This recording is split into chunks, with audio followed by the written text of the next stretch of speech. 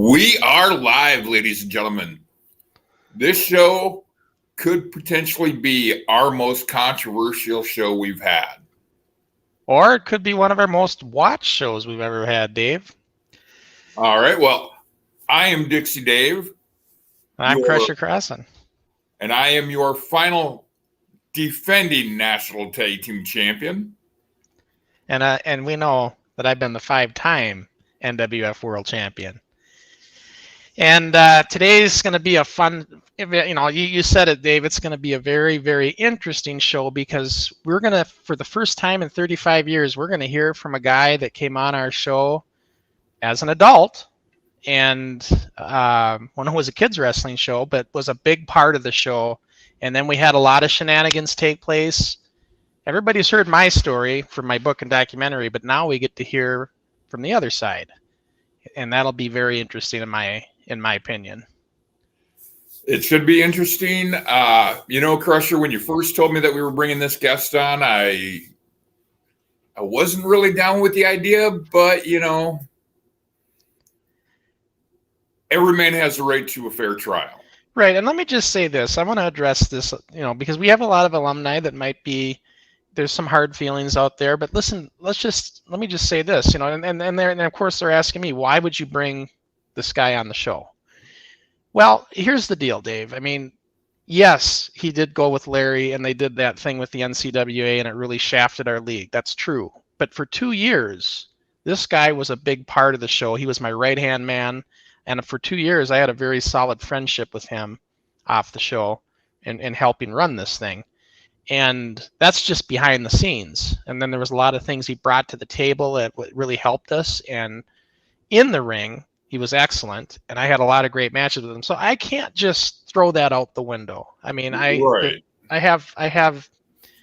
told you before, Dave, there's 2 Steves I remember. I remember the Steve before Larry, and I remember the Steve after Larry. And I think, Dave, this is just going to be great to get this all out on the table, to hear from him, to talk about it, and, just to, address this stuff from 35 years ago, and let's have a discussion. I think it's going to be it'll be a good thing. Well, our first comment of the night, Crusher, from Facebook user.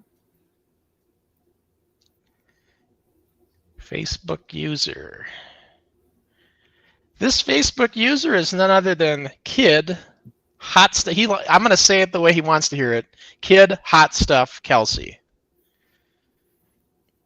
But I like to say Kid USA Kelsey, but I know he hates that. He loves the hot stuff gimmick, so we'll go with that. All right. That's who that was. But yeah, so I don't know. I guess we should get things rolling, huh, Dave? Well, before we get it rolling, I'm going to say to anybody watching, we will take your questions and comments on air within reason. Yeah, we don't want to be mean or cruel or anything, any kind of language like that. If anybody posts like that, we're not even going to acknowledge it. No defamatory comments. Yep.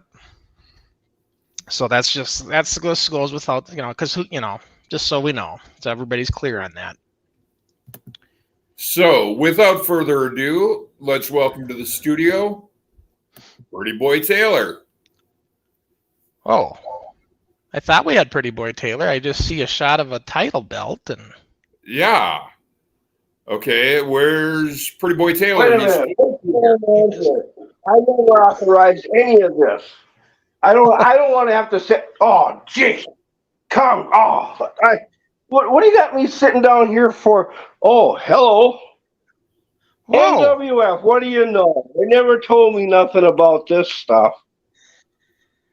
Well, I guess we got Pretty Boy Taylor finally here, and nobody informed him of the show. I thought we made it pretty clear, though, didn't we, Dave? I thought we did, too. Nobody no papers with me. I don't know what the people are doing around here. I usually sign contracts and papers and stuff to do all that stuff. I don't know what's going on. Well, sorry, Pretty Boy, but it's not our fault. Your legal department. It's not our fault. Your legal department failed to tell you about it. Well, when I got here, I was told that I was supposed to do this. I didn't know nothing about it. So I'd say we can get this going and get the show on the road. You know, I mean, I guess we'll Everybody wants to know. Everybody wants to know this. Everybody wants Dr. X. Wants to know the Steve Engstrom. Well, it's all one side. I'm just one guy. So we're going to throw Pretty Boy out the door. We're going to throw Dr. X to bed, and we're just going to sit here and we're going to jab. How's that, guys? You know, we'll talk. We'll actually be polite and air one of your matches. And Yeah. Oh, well, thank you. Yeah. The show today actually is going to be a good one because it features both Mr. X and Pretty Boy Taylor on this show. So we'll be able to see both characters from the Yoho Municipal, which of course was named by Jason Clausen. He called it Yoho Municipal. He wanted to give us a name when we taped over at my place. So Yoho Municipal is what we call it. And Steve remembers that all too well. All those outdoor tapings. A lot. Are you there, Steve? It's like we got some freezing up on his end, huh, Dave? Come here. looks like it. Yeah. Yeah, you're just freezing on us a little bit. You there? Maybe try popping out and coming back in. Yeah, a lot of times that works, and make sure they have nothing else running on your computer or phone too. That always helps too.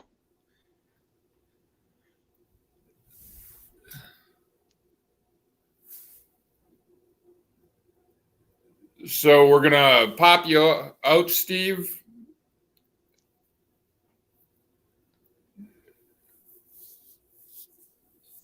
And then click that link that you were sent and come back in. Yeah, because sometimes you have to do that, otherwise it gets really glitchy. So while we're waiting for him to come back, I removed him from it so he can connect it again. So we'll have to wait for him to come back in because he was really laggy there. Oh yeah. So hopefully, and usually that does do the trick when they come back in. So we'll see. Hopefully. In the meantime, got Tom Huben. I hope I'm pronouncing it right, Huben. That he's watching again. Welcome back, Tom. Yeah. And while we're waiting for Pretty Boy to come back, if I may say, if you're enjoying the show, please click the like button, click the subscribe, click the bell. You'll be alerted every time one of our videos pops up. Yep. That's for sure. And we're just waiting for Steve to come back in. But I guess I should point, I mentioned it, but the show we're going to watch today is going to be TV Taping 78 from Yoho Municipal. It was recorded on July 9th, 1986. And you know what was significant about this, Dave? What's that? This was the first taping with that brand new professional wrestling ring that we got. Oh, okay. It was the maiden voyage of that ring. And boy, was that fun to be in a real, for the first time, actual professional wrestling ring for the show. And if I may say to our fans out there, if you enjoy our stuff, visit our website, nwfwrestling.com. Yeah. All right, we got Steve again. Go to the merch store. You can get nice t-shirts like this. Yeah. All right, Steve, you there? I am here, sir. All right, you look better now. You're not chopping out on us. All right. Okay. All right. So, this is a first. I mean, Steve, we haven't seen you for 35 years. I've always told the fans that, there's the two Steve Engstroms that I remember. I remember the Steve Engstrom that joined our show, right? Right. In the 1985 for 2 years, my right-hand guy and Right. running that thing. You did all the running, buddy. I just followed your act. Well, you were the wheels, man. You had the driver's license. I couldn't drive, remember? And I needed Oh, we needed supplies and things, and you were my, all right. I'll buy that. But we, it was a couple of years there. I had to develop a pretty tight friendship with you during those years Yeah. as we ran things. And then there's the other side with Larry, right? Larry comes Yeah. in, and then things go in that other direction. Yeah. And everybody's heard my side of the story, but this is the first time we get to hear from you. Well, And this is what we're here for, I guess. yeah, and I think it's good. It's what we need to do. We need to cross some of these bridges and close some of these doors. So Exactly. yeah. Okay. So seeing that we actually have Steve now and not Pretty Boy Taylor, my first question to you, Steve. Yeah. How long before that March event happened did Larry get a hold of you about going your own direction? When did he get a hold of me? It's probably 2 months when we went to see Sean. I brought Larry to go see Sean's outfit. Okay. Because I thought, Larry, he wanted to do something, and I got into it. And I thought, well, being Larry was a bodybuilder and everything, and maybe he would like to get in on it too a little bit. Well, But then I kind of thought about it. But I brought it so he could take a look at it. Didn't say nothing about him joining it. Right. Just wanted to see how Sean was running it. Right. Yeah. So and he came there a couple of times, and then before I knew it, he was ordering boots and singlets and his tights and all this stuff. And he goes, "Yeah," he said, "maybe I can wrestle you now." And I went, "Not that I know of." Well, anyway, I think we talked to Sean on it. I don't know. But I think that's when Sean decided that if we did something, it would be under the impression to build up a card because Larry was so big and we're trying to run a kids show. Right. Yeah. Now, speaking of you saying kids show. Yeah. Now, when you joined the league, as was documented in the book, you said that you were a minor. Yep. Why did you lie about your age when you joined? I was watching Sean's show on cable TV. And when I was younger, about a little younger than all you kids were at the time, I mean, we're all old now, but Right. when we were younger, I saw this show, and I used to watch All Star Wrestling with Vern Gagne on Saturday with my grandfather. Right. Right. And when my grandfather had passed away, I saw in return a show on public access with wrestling on it. And I thought, well, maybe I'll get, and then it showed on the bottom of the screen to call this number if you want to be involved. Well, I knew how old I was, and I wasn't going to fit in with no kids. Right. Yeah. And so when I called him, I told him I was a young kid because I wanted to get in and do something in remembrance of my grandfather because we watched All-Star Wrestling religiously. I would climb up on my grandfather's lap and we would watch Vern Gagne's All-Star Wrestling. Well, like I said, when he passed away, I wanted to do something in my grandfather's memory. And when I saw Sean's show, I was going to do anything I possibly could to get into this show. And by means of lying about my age, I did so. Okay.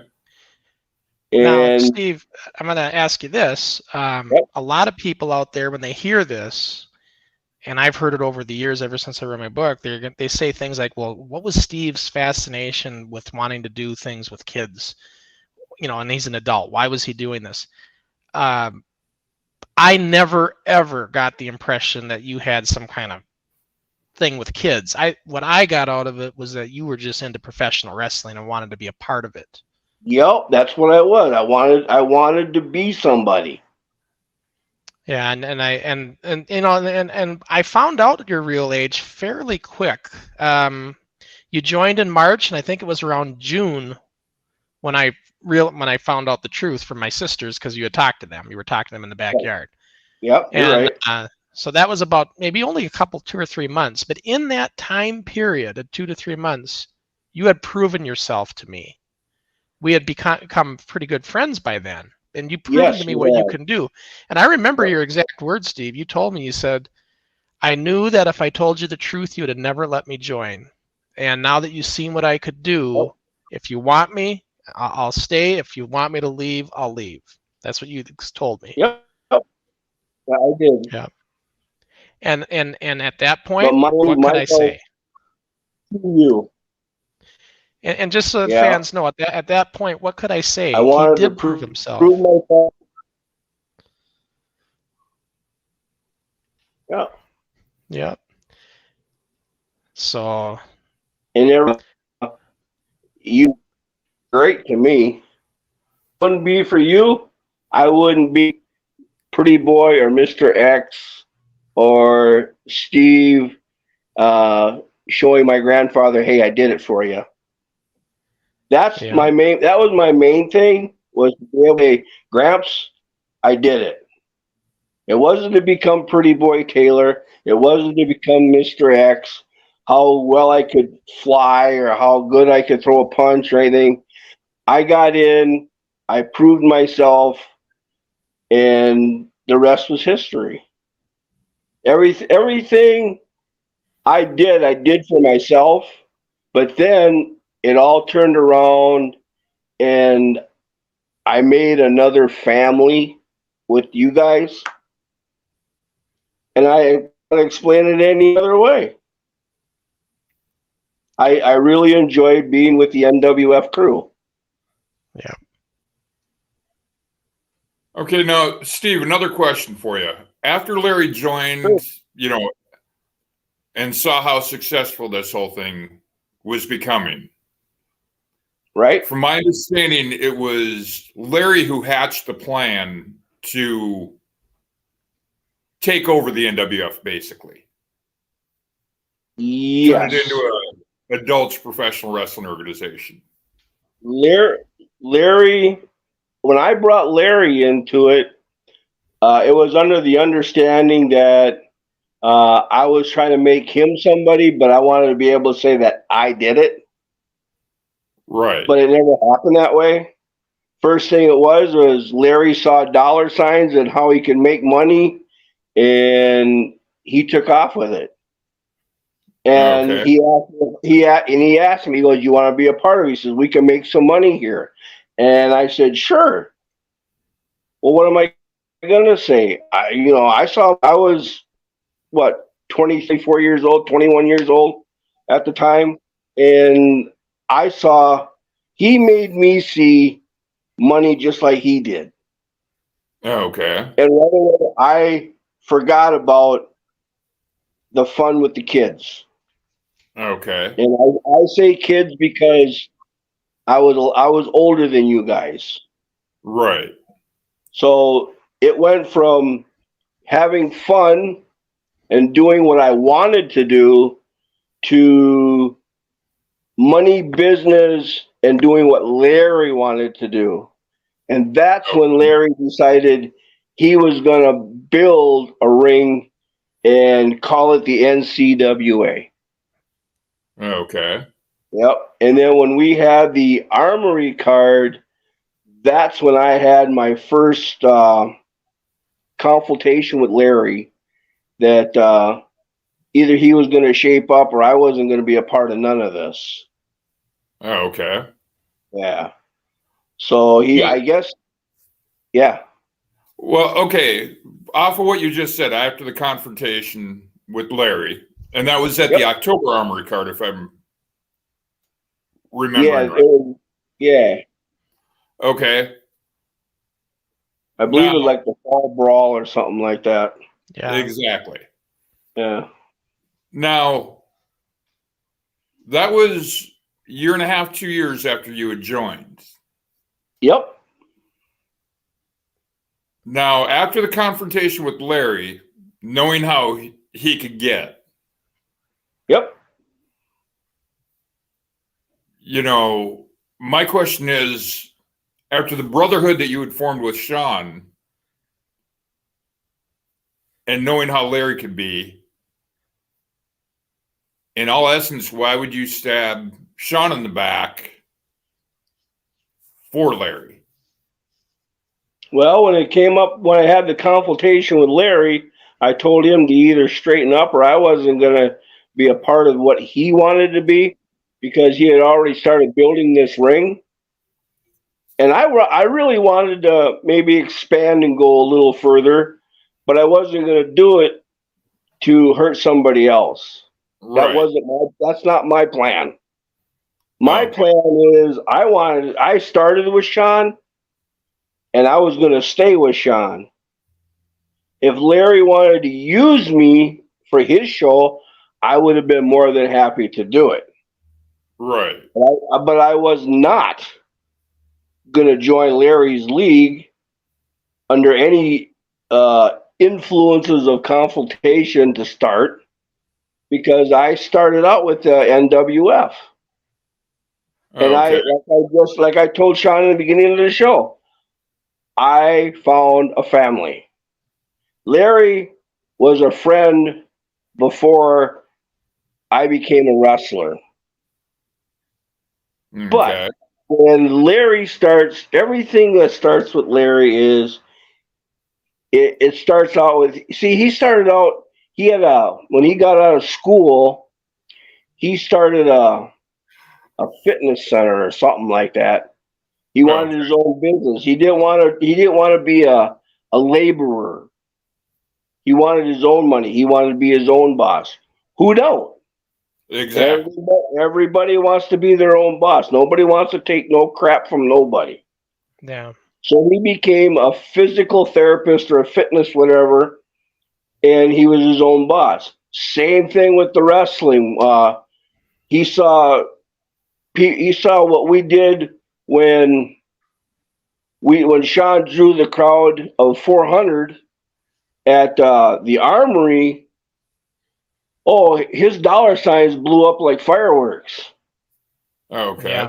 Yeah, I remember that too. And that's when he went out and he built his own ring.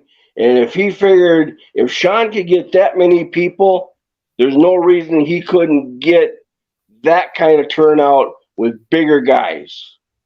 Right. So therefore, the little guys were being panned out. Right. And so I guess, like, to follow up with Dave, then the reality is, Steve, you did go with Larry back then. I did. How do you feel about doing that today? Wrong move. Way wrong move. Because I found out where it went. I found out what happened. It's like, you come to a fork in the road. Do you take the fork or you take the spoon? What do? You're just sitting there wondering, you want to go left or go right or keep going straight ahead? I didn't know. Like I said, I may have thought I was a young kid, but I wasn't as smart as I thought I was. And everybody has, things in their life they wish they could do differently, and I can understand that. Oh my God, yes.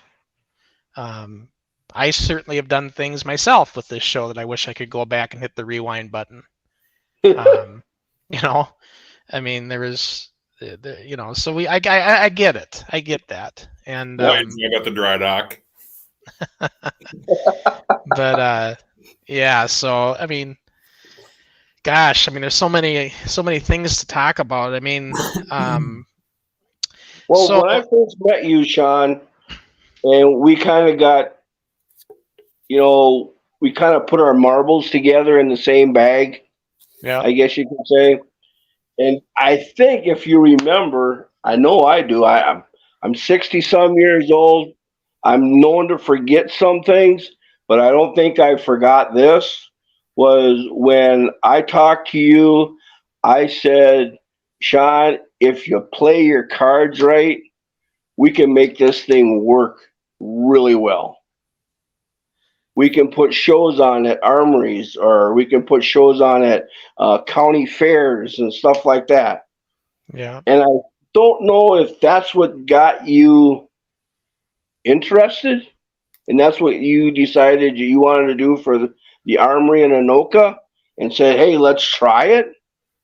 Before I knew it, I came to your place and you went, oh, guess what? We're going to get the armory at Anoka. Yeah. I had nothing to do with that. Yeah. You went there. You talked to the guy. I didn't. Yeah. And then before I knew it, I was driving back and forth to your house from out in Blaine, and one day I see a sign out in front of the armory, NWF Pro Wrestling, yada, yada, yada, what date? And I'm going, holy crap, he did it. Yeah. After that, it's all been you, man. Well, you know, all I did was followed you.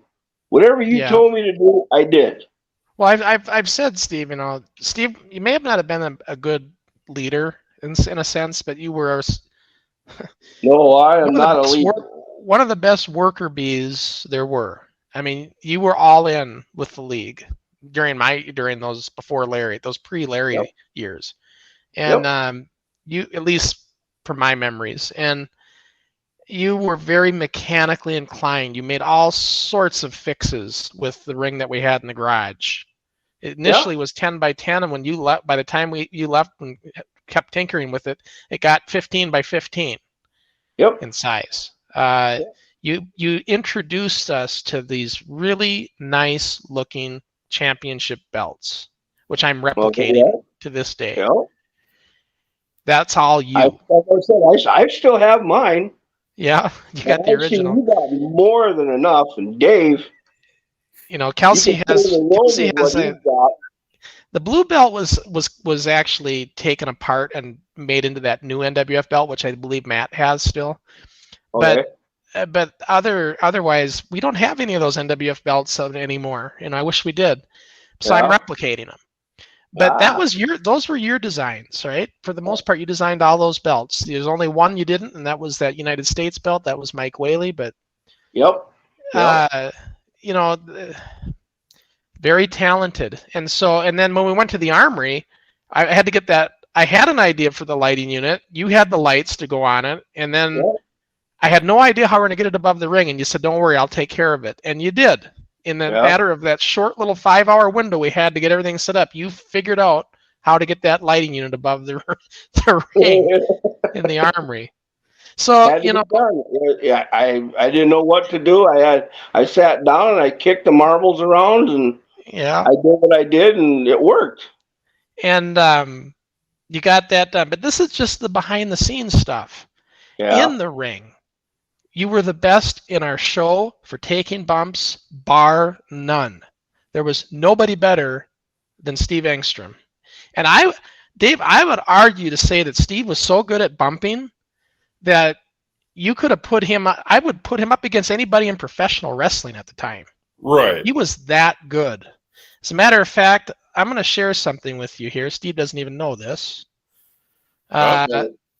This is just a little... When I'm talking about Steve taking good bumps, I want to give you an example of that. So I put together a little thing here that we're going to watch quickly. That cripples me for life. We're going to watch a little, just a quick little clips here of Steve bumping in the ring. I want everybody to see this before we get into the actual show. It's the everybody taking the bumps here. This is all Steve. He misses. What is he doing? He's jiggling the ups.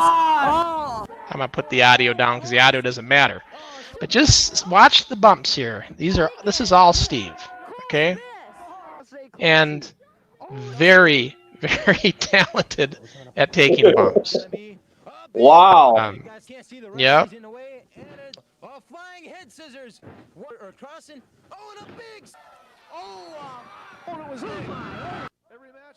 Whether he's in a hood.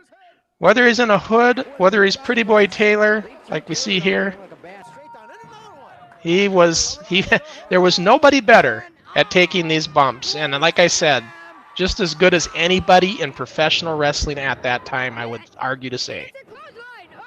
I mean, he was that good. I'm just giving you credit where credit's due, Steve, because I thank you very much. you really were good in the ring. There's no doubt about that.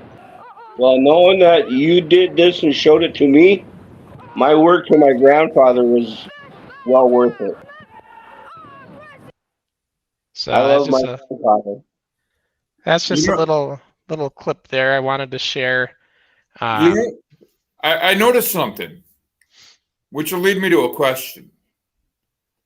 I didn't see any bumps from Brooklyn Park. That's a good question. That's something that Dave wants to ask. Let's address that. That was a cheap part of the neighborhood. They didn't pay much for that. Okay, now, Steve, Yeah. I've always heard that you had a reputation for being silky smooth in the ring, working easy with everybody. Okay, yeah. I can name one match that wasn't true. And even even a couple weeks ago, Sean commented on it. Okay, what would that would be? What? That would be the Brooklyn Park Armory. I don't even know who did I wrestle that time? The match was Tom Tyler, he was going by at the time, and Okay. Pretty Boy Taylor versus Dixie Dave and Rattlesnake Jake. I wrestled you? Yeah. God, you were too small. I would have killed you. You didn't. You were spudding me left and right. You were hitting me with taters all night. You wouldn't sell for me. You wouldn't sell for Nick. Oh, you're lucky I didn't give you hash browns and I gave you baked potatoes. Yeah, it was rough. I mean, you were, but Tim was too, and If I clobbered you, Dave, with a tater on national television, I apologize, Dave Dixon, for turning you into a mashed potato. Oh yeah, I was just wondering what was behind it. I mean, I was wondering if it was. No, don't take this out of context or anything. But I think being that, if that was that like your first match? No, that was actually I had been a part of the league since May, and this was in December. Well, maybe, and I'm probably using this a big strong maybe, that I was trying to prove a point to see if you could take it. Oh, okay. I wanted you to sell me. No, like I told Sean this, when the person that gets a heavyweight belt, right? They don't get it because they're the best wrestler. Exactly. Or they make the crowd go yay or boo. You get a title when you put that, like if you were wrestling me and I was knocking the shit out of you, I was knocking the beep boop out of you. And what you would do is you would sell it. You would just go out there, you would hold your head, your stomach, you would yell at the referee, stuff like that. That would get you a title belt. Right. Not me knocking the crap out of you. And Dave, that's how Dave handled it. Yeah. That match, I know that. Right. And when I actually was a little heavy on you, I wanted you to sell it. I made you do it. I always thought it was because you were teaming with Tim, who was the Barbarian. Yeah. And it was supposed to be the new Barbarians, and maybe you were trying to be kind of a Road Warrior stiff style, maybe. No. That wasn't it? Okay. No, when I climbed in the ring with somebody else, I never turned to be like that other person. I was always me. Yeah. Well, I can say this. I've had countless matches with you, Steve. Both as Pretty Boy Taylor and Mr. X. I a dozen, maybe more times in different venues that we had matches. I've never been in the ring with anybody more smooth, more silky smooth, as Dave put it. We just gelled, and we just worked together really well. Yeah. And I would work with you, Sean, any day of the week. I would wrestle you in a church. I mean, it was a night off, is the term they like to use. It really was. And I know Dave didn't experience it, but for all my times and my matches. Now, Steve, I have another little present for you to share before we start the show. Before you do it, I'm gonna be right back. I gotta get something. Yep. Oh. Another little quick video, Dave, before we start the show. Oh, okay. Pretty Boy Taylor was one of the best talkers. Same with Mr. X, and one of the best promos we had. So I thought, why not put together a little bit of some of Pretty Boy Taylor / Mr. X's promo work, stick work. So let's take a look at this. Yep, I threw this together, and we're going to take a look at this. Now, this one I'm going to leave the audio up, so this way we can hear you, Steve. I want to hear your promo, so we're not going to mute we're not going to lower the audio on this. Oh, okay. So let's take a look at this. Listen here. No, this is just promo. Hey, tougher puffer. You didn't get me on for no 3 count. I'm going to bust your butt next time round. You got any guts? Get in here.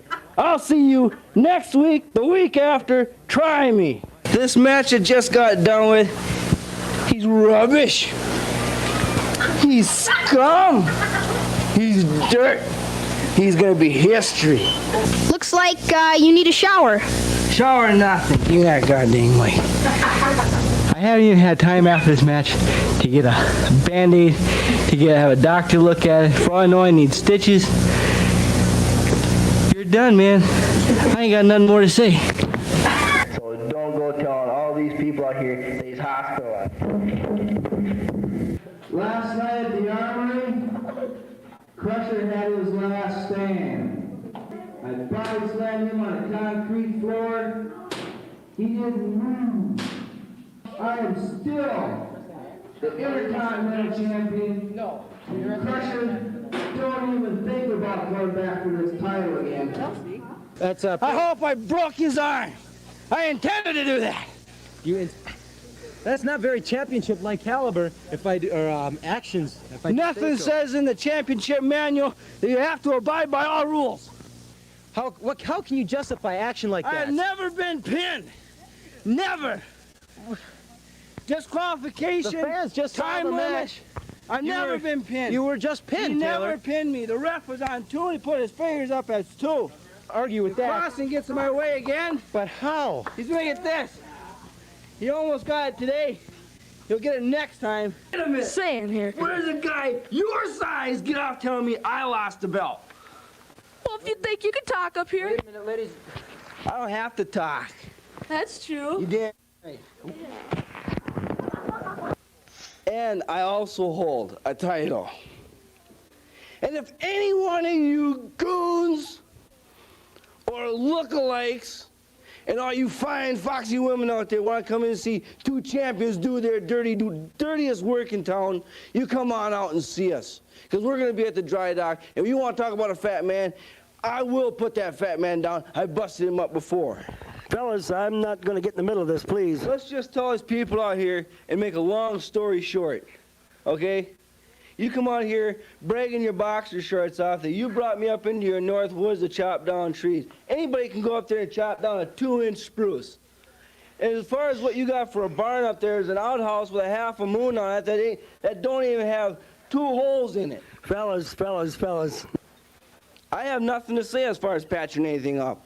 No, we don't need to patch it up. It just don't work right. It just don't work right at all. Well, hey! What's going on here? Taylor, get out of here. Ladies and gentlemen, we'll be right back right after this. Don't go away. Ernie, you all right? Don't you think you should read it before you sign it? I don't have to read nothing. I know what I'm doing. I've signed many of these before. Pen? Hey, we zoom in on this? Bet. I, Pretty Boy Taylor, agreed to wrestle Dirty Ernie. What? Sign it! What? Oh! Contract. Oh! Oh! We'll wrestle Dirty Ernie. So there we go. A little bit of promo work and stick mic by Steve. One of the best talkers there were on our show. Promo work. Holy smokes! That's the first. Now I suppose I've seen some of it, not all of them. Well, that's not even all of it. That's just what I threw together. Oh, I wow! mean, You did a good job. yeah, I just kind of showing a little bit about, what you did, what, and here's the thing, your in-ring work, the bumping, putting guys over, and these promos, it all rubs off on everybody. And like when you'd have a match with Steve, it would bring you up to another level. Yeah. And I would want to work as good as he was working. I would want to try to sell as good as he was selling. And that happened with everybody that he went in the ring with. Yeah. Dave. It really did. So I'm just going to say that. Yeah. I even seen a difference in you, Dixie. You went from I don't remember to I think I can to I know I can. And I never quit. Dave No. never quit, no matter No, what kind of you a hung it beating he out. took. And the thing Yeah. is, where are you today? We're like the Brady Bunch. You two are on top, and I'm like A.M.B. Davis on the bottom. But Well- you're still working with the NWF. Yep. Yeah. So therefore, I give you the Hacksaw Jim Duggan thumbs up. Where is it? There you go, right there. Oh, Well, many years of trials and tribulations, but the NWF still lives on. So without any further ado, let's start the show. We'll get things rocking and rolling here. This is going to be studio NWF taping. I always like to say studio taping. NWF taping 78. And I will pull it up here and we'll get things going.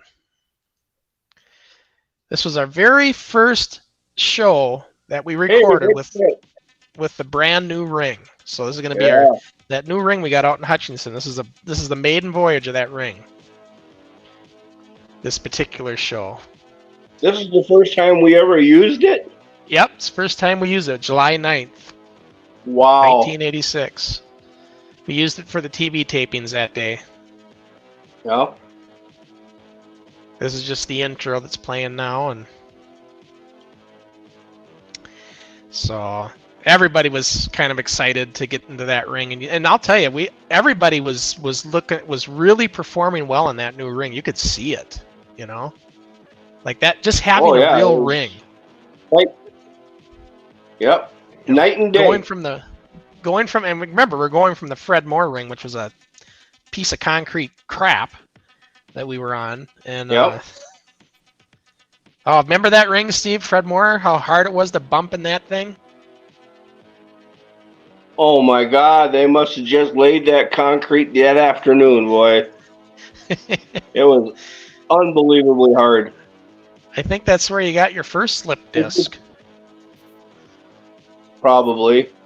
If you sit and you look at the matches that you're showing here from the Armory, Yeah. and you go back and you look at the shows that you have from the studio and in the garage, when you're watching it, everybody fall down and take a bump. Watch how they take a bump in this new ring. Oh yeah. They're not just laying down; they're actually taking a fall. Yeah. It really made a difference. Yeah, I mean, even the brief time I was in the NWF, I could say I much prefer this ring versus the Fred Moore ring. So this is Mr. X and Mr. It was like X2 landing on a posture stick, man. against the Rock and Roll Express. That's the match we got going on here. And Mr. X2 is being played by Hey, Sean, we got Kid ring aprons. USA Kelsey. What's that? We've got ring aprons that go around the ring.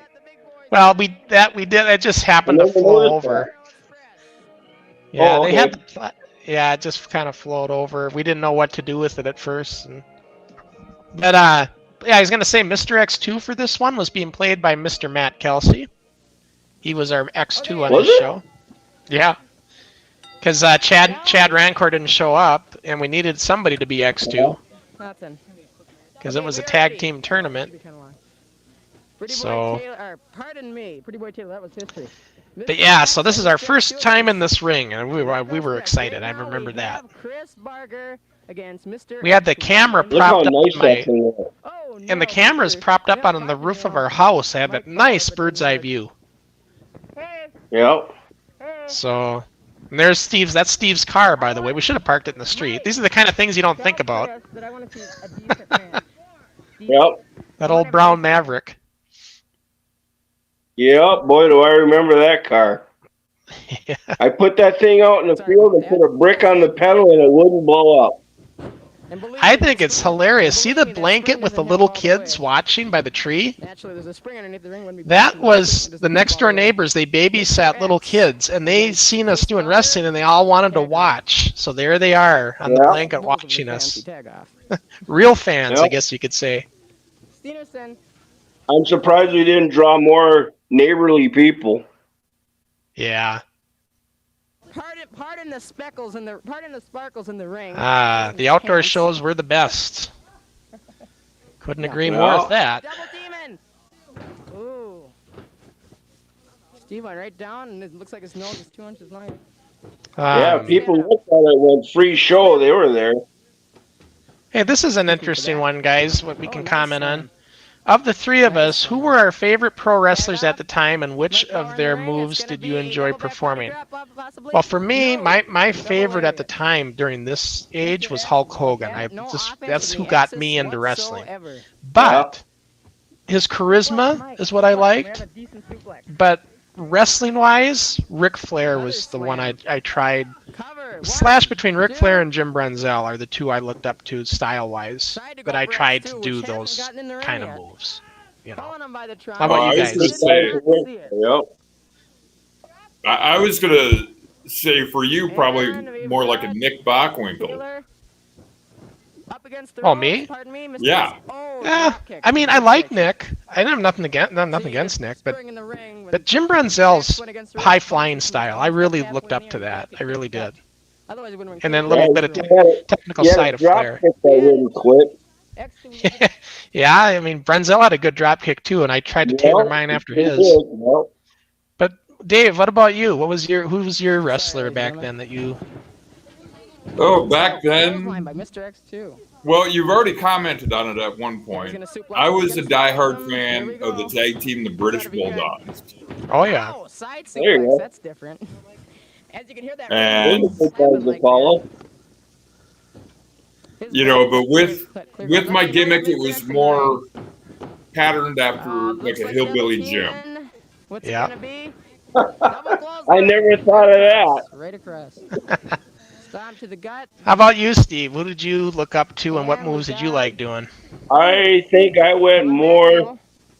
I went way, way back. I went to the man who made Milwaukee famous, The Crusher? the Crusher. Not that you took his name, Yeah. but he was the guy that I idolized. And then as far as showmanship, would have to be Bobby Heenan. Holding up, isn't it? Oh yeah, for sure. You can see that in your style. Yep. Yeah, I can see. That makes total sense. Edit that. Uh, I didn't need that edit. yep, and Edit. you know, it's just everybody. And of course, it changes over the years. I mean, I have different wrestlers now that I kind of have looked up to over the years that I really think they're doing. It's not necessarily Hogan and Flair anymore, but Right. back then that's who it was for me. Yeah. When I was in the dressing room, my theory was to go out there and do the most sneaky, underhanded thing I could to my opponent for about 3 minutes, and then just basically get my butt kicked Yeah. and just sell the living daylights out of it. And the win would be controversial whether it went the face way or if it went the heel way. But there's always going to be a controversy. There's never going to be an actual win. There's always going to be something didn't pan out right. And why did I do it that way? Because I wanted the crowd to say, he did it again. He Right. snuck under the rug. He got what he wanted, and there's got to be somebody out there that'll take care of him and just beat the living daylights out of him. And that's what I wanted. Yeah. Quiet, very succinct and to the point. Like when I wrestled Larry in the Armory, there's no way somebody that big I could pin unless it was a controversial pin. Yeah. And that's when I did the double Clyde in the ring and I fell over and my leg was on top of him. Yep. I don't know if you remember that show or not. Oh no, I remember. Yep. And that was the only way that I could pin Larry and get away with it. And everybody would go, no way. Yeah. That we did it couldn't happen that way. We did it intentionally. We did it to reboot, to build up a return match. Right. So, exactly. And that would have been the match that's on this DVD right here. We're gonna be the Barbarians. Yep, the Fall Brawl. Yeah. The winners of this match will Well, the more controversy I could put into and at the end of, hopefully it would bring more people to shows. Yeah. Or even watch them on TV. Okay, there they are. National Tag Team Champions winning that. So yeah, the Invaders against the Barbarians here. Boy, two good teams. World Tag Team Champions going against National Tag Team Champions. And I'll tell you what, Terry Block, pound for pound, one of the best workers we had. He was so good in that ring. Yep. For a little guy. And of course, Tim and Jerry, they were excellent. So Chad Randall was no slouch either. So this is a good match. You got good guys, good hands in the ring, I guess you'd say. Who was facing and who was healing? Well, it was a tag team tournament, so they're both they're both kind of faces here, but we didn't do a lot of face versus face matches, but this was one of them here. Wow, he powered for that one. Yeah. People gotta learn. I mean, it's over and done with now, but nobody ever helped anybody. It's always muscle them over. Yeah. Now this one, he did good. He helped him up by pushing on his shoulders. Yeah. Yeah, but look how small he is, and the Barbarian pressed him, and look at that, he takes a flat bump. Yeah. Now, if he would have been in that old wooden ring in your garage, that would have never happened. No, that's what I was saying. This ring really allowed us to grow and really get good at it. Because you could. That's why rings are designed this way, so you can take the bumps. And exactly. So we learned kind of from the school of hard knocks on rings that didn't have any give. And so when we got into a ring that actually has some give to it, we were flying high. We were prepared for it. Oh, God, yeah. Yeah. I have to say, just in a little bit we've watched here, the Barbarians are more the heel. Yeah. And here he comes. Finish that, buddy. I mean, the Invaders could never see the Invaders being heels at any point, but... The worst guy that I ever wanted to wrestle was Dr. Dread. I wrestled him. Oh, I mean, before we were partners. He would bite and scratch and dig. I swear to God, I thought that guy was a badger or a gopher.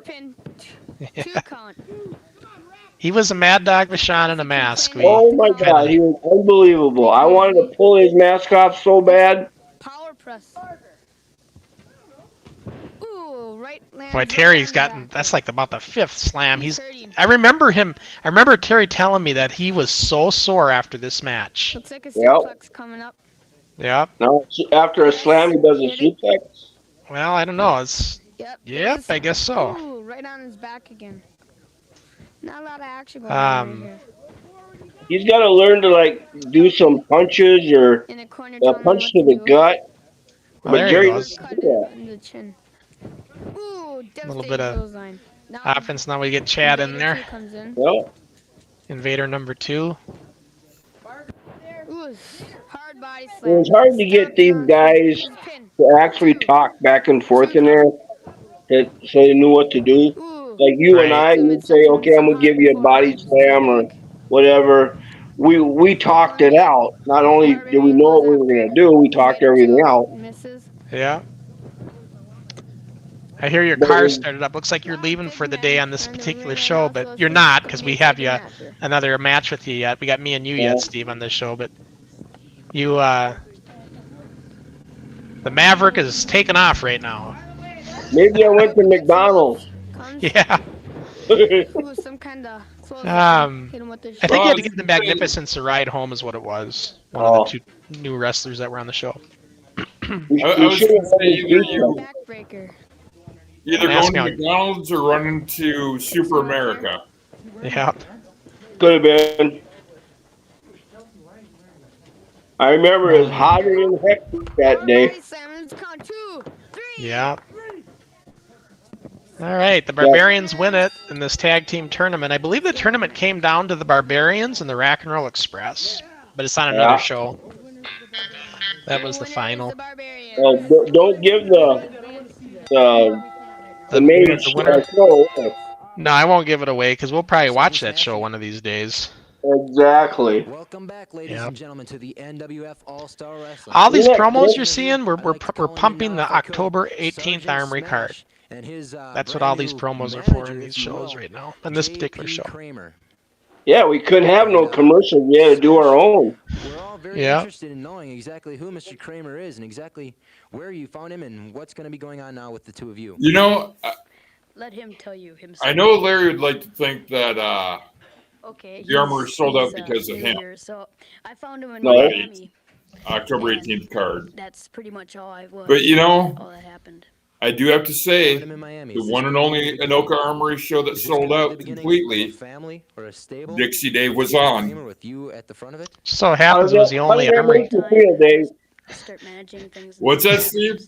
How does that make you feel, being on a card that got sold out? Yeah, Sergeant Smash is. Hey, they came to see Dixie Dave. What can I say? You're learning, my friend. I was thinking. You arrogant little turd, you. You're arrogant. You're good. Speaking of the October Armory card, Steve, you remember this? I gave 100 tickets to the Northern Bank to sell, and they called me after about a week and said, "Hey, do you have any more tickets? Because we sold through them." I said, "You sold through them?" They said, "Yeah." I said, "Okay, I'll get you another 50." So I brought 50 more tickets down, and about 4 or 5 days later, they went through that. Yeah. And I had to get them another 50 tickets. They sold right around 200 tickets in advance for this October card. That's how I knew this is going to be a big night. I didn't know nothing about it until I showed up for a TV taping, and you said, "Hey, Steve." I went, "What?" He goes, "You're not going to believe this." He said, "We sold over $200 out of the bank in tickets." I mean, 200 tickets. Said, no, I go, "No, you didn't." He goes, "Yeah, you did." Well, then the day of the Armory, I had to leave, and I went to my house, and I was gone for about an hour and a half. And when I came back, I could hear all these people out in the main. Steve, hang on. This is your interview here. Pretty Boy Taylor. I'm going to take him. The bell's not even going to ring. I'm going to have him out 1, 2, 3. It's going to be all over with, and they're going to see that little people finish off big people first. Then the size of Pretty Boy Taylor or Luscious Larry doesn't faze you at all? Nah, none of the least. None of the least. We're just going to say, Luscious Larry, leave on the next plane. Because when he's going to be gone, somebody bigger is going to come in. When somebody bigger comes in, I want to take that guy, put him on the next train. Get rid of him too. But as of October 17th, no matter how big they are, they got to fall sometime. And I'm going to be the guy on the other end that's going to be making a falling. Very confident, Pretty Boy Taylor. He'll be wrestling. So, Pretty Boy, your style there was kind of Jimmy Garvin-ish a little bit there, I would A say. little bit. Yeah, a little bit. I see that. Yeah. So, anyways, you were saying you came back after leaving from the Army that day? I came back. It was like about an hour and a half, and I could hear all this controversy out in the arena. And I asked Larry, I said, "What's going on out there?" I said, he goes, "You ain't gonna believe it." And I went, "What?" He goes, "The place is packed." I go, "What do you mean packed?" He goes, "Sold out." He said, "And they're still coming in, they're putting chairs up, and people are standing." And we had that curtain that was over the garage doors, and I peeked out, and I couldn't believe what I had saw. I went, "Sean did it." Well, he sold all those tickets, and what he said he did, and he did it. Yeah, we did. And while you were gone, and like you said, we sold them in advance. And I looked out the dressing room of the Armory where we all were, not where Larry was. Larry was in that garage area, but we were in the dressing room. And I looked out, and I seen a line wrapping around the corner of the sidewalk, going down the sidewalk where the dressing room was. Oh, really? Yeah, there was a line. Yeah, because you were gone. You had went home or whatever. I did. So at that time, I looked out, and that line was wrapping around. And then I knew I said, "Oh, my God, we got a bunch of people coming through the door as well." I'm like, holy cow, it's going to be standing room only. And it was. Yeah, that was a heck of a night. I look back at it now, and I'm going, I wonder why we did what we did as far as selling out. And I was wondering, maybe it's because there was a wrestling organization coming to the town of Anoka, and they never had that. Well, I mean, and when you promoted the living daylights out of it and threw the sign out there, I didn't know nothing about the sign until I drove by it from your house. I'm going, holy buckets! He's putting his nuts to the grindstone here. Well, Steve, here we go. Crusher Crossen against Pretty Boy Taylor, one of our many matches. Yes, I want to see. And I tell you, we just knew how to work in this ring with each other. It's not that Steve was that good, although you were really good at bumps, and it's not that I was that good. We were just that good with each other in a match, and the match was just it was always a magical thing with the match with me and Steve, because we just could sell for each other. Best way to put it. Yep. Excuse the technical difficulties here, ladies and gentlemen. Well, there was a comfort and trust level there. Yep. Look at him adjusting that turnbuckle pad, because we know why that is. Yeah. If you don't have that thing set right, you're going to get a goose egg on your head like Steve found out when we first tried this ring out. God, yeah. And an elbow smash from Pretty Boy Taylor. Setting him up. Come out, referee, way out of position. And a 2 count, and Crossen kicks out. I'm not using. It's funny. I'm not dressed in my normal wrestling singlet. I've got this. Yeah, usually. It's like one of the few shows where I didn't wear it. And that staggers the champion into the corner. My usual look. Boot to the chest of Pretty Boy Taylor and Crossen. Yeah, I agree with Kelsey. These outdoor shows were fun. They were just fun. As long as it didn't rain. Steve, do you remember the time when it was just a downpour and we were trying to erect that thing above the ring in the backyard because it was raining? Yes. And we were trying to, and we'd get it up and it would fill up with water and crash down on the ring. We kept trying to do this. We were just soaking wet.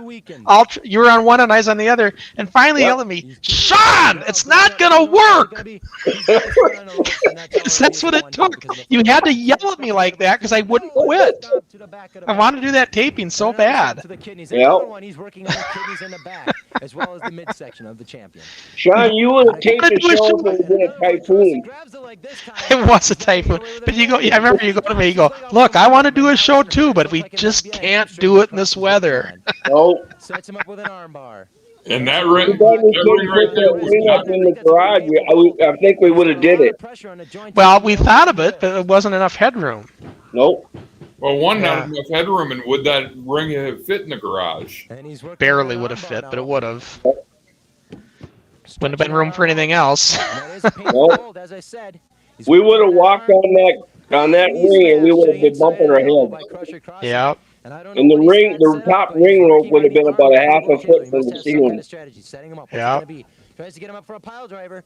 We would have had to put it together, Oh, and he rolls left him the over. top Reversal. rope off, And we've and got a use the possible pin second and bottom combination. rope. 1, 2, and the foot goes on the ropes for Pretty Boy Taylor. I don't know why he put his own foot on the Pretty ropes. Boy Taylor, you put your foot on the rope. You shouldn't have done that. Now, men feeling each other. Ah. Oh, and a fist to the forehead by Crusher Crossen. Comes a Zamboni. The Zamboni coming out onto the field, ladies and gentlemen. A body slam onto Crusher Crossen. And a power splash. And look at Steve with Sets the him feet up on the feet. ropes. He's using Typical the- heel. He was using the ropes for leverage. The referee's got to be watching. Pretty Boy Taylor must think he's pretty smart using the ropes for leverage. And then we were just so pumped up right now. This is our brand new ring. We were so excited to be in here. Looks like a suplex What's I that? didn't really put my foot on the ropes. It's just that the ropes were there when I landed on them. Yeah. He hasn't been back to Venice Beach in a while. He's not very tan, but that's okay. Now, see, I Stomp to the midsection. should have put my hand down by my side. I thought you were gonna come flying off the top rope or something with a elbow smash. That's not only Yeah. But by putting your arms out like that, I could have got my arm hurt really bad. These are all the things that's 2020 hindsight, you know. Yep. You see it now, but Steve, so good at taking those bumps, selling that drop kick. Warily watching Yeah. as Taylor gets And up. if you notice, I take one, two off the ropes, and I waited for the connection. Yeah. In a row. Now this is my flying head scissors. I'm doing it. Yep. It's okay, but I'm doing it wrong. And Eddie Sharkey's the one who corrected me on that. He's seen how I was doing that, and he said, "You got to do it this way." And Eddie at Eddie's camp, he showed. Remember we were there, Steve, and he showed me how to do it right. Yep. Yep. Because Eddie used to do the flying head scissors. That was one of his moves. And he also showed us how to do a heel throw. Yep. Big elbow smash. We were hooking the arms looking like chickens. Yeah, we were just hooking arms, and he corrected us on that too. Setting him up in a toe hold. And Taylor knows where he is just enough to feel the effect. Yeah, Steve and I, like I said, it was just felt comfortable in there in a match with Steve. You know. Crossen very pleased with himself. Now, wait a minute, rolling it over, and Taylor's trying to use the ropes for leverage. It says live on Public Access Channel 3. That was just a fake live. We would fake it.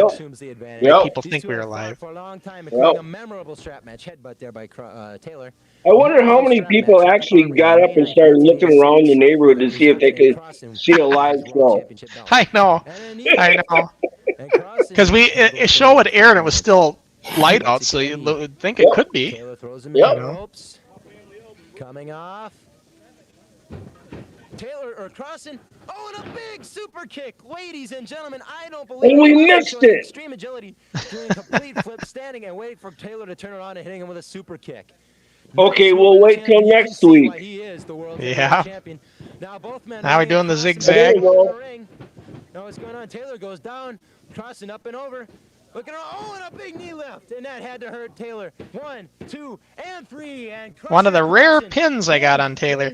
And this is where Taylor does that interview, that classic interview. I've never been pinned. Yep, I Perfect way to address this. You know, this is how you want to address it because you don't want to admit it. Yep. Not. And so yeah, so match, there goes that ring bell right on the head. Caught him with the bell, ladies and gentlemen. Oh, Crusher Crossen bleeding profusely from the bell. No, he's gonna take There goes the belt. Somebody get in here and stop it. No, don't do that. Somebody's got to stop it. Crossen doesn't know where he is. And now we're going to go to... No, we're not going to go to an interview. And Taylor getting in a last shot for good measure. But nonetheless, the decision has not changed. I'm just totally champion is still snowballed and torqued. Stand by for an interview. Yeah. Because I got pinned. I wasn't about ready to take that. We've got an interview coming up, ladies and gentlemen. We've got an interview coming up. You're still ranting and raving in that ring right now. Yeah, I should have ripped my shirt off is what I should have did. Look, we're not done yet. Now I get the brutal beating of all time for winning the match. Bleeding profusely. That's the way it should go. Turnbuckle.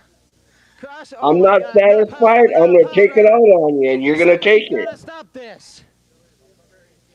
Wait a minute, here come the Barbarians, ladies and gentlemen. Oh, here comes the Barbarians to save the day. Crossing a bloody mess in the center of the ring. The Barbarians working on. No, here comes the Ice Dragon. The Ice Dragon coming in there as Why the Ice Dragon's in there? He's been good. But now the Barbarians are taking care of business. As you can see right here, ladies and gentlemen, Sergeant Smash trying to get out of here. Sergeant Smash was kind of coming in. Get out of here. Now Crossing is regaining senses enough. No Sergeant Smash turned in there, but the damage has been done. He's like, Oh, my goodness. Insult to injury. Smash been chased out of the ring. Now they're working on Crossing outside, or on Taylor outside the ring. A double body slam. A double body slam, ladies. Oh, no, I landed on my butt. rolled out of the ring. And the Barbarians showing a stunning change of form, coming in to bail out the world's heavyweight champion, Crusher Crossen. And I'd be interested in. You mean I can actually make a claim to fame that the illustrious Crusher Crossen can't make? What's that? I can actually claim something that Crusher Crossen can't claim. What's that? That I've wrestled Pretty Boy Taylor and he didn't pin me. We've got an interview coming up. You're right. Here we go, ladies and gentlemen. I'm up here on the ring with the world's champion. And Crusher Crossen, you want to turn He around may have won the match, but he didn't pin me. Exactly No. Yeah. Pretty Boy Taylor has done with to your face. I got blood on my. Of course, that's not real juicing, everybody. That's just at that time in the league, just fake blood. You know what, Texan? I could say. That's before we learn how to do it. Yeah. And it's getting me ticked off. It is not over yet, even though it is. And that's it, because I'm sick and tired of him. And when I get him in the ring, he's going to be dead. You understand me? You understand? We need somebody to take care of Crusher Crossen's face. And Way now to we're gonna get hear. PO'd. Now we're gonna hear from Pretty Boy, I think. That was a good PO, Sean. Yeah.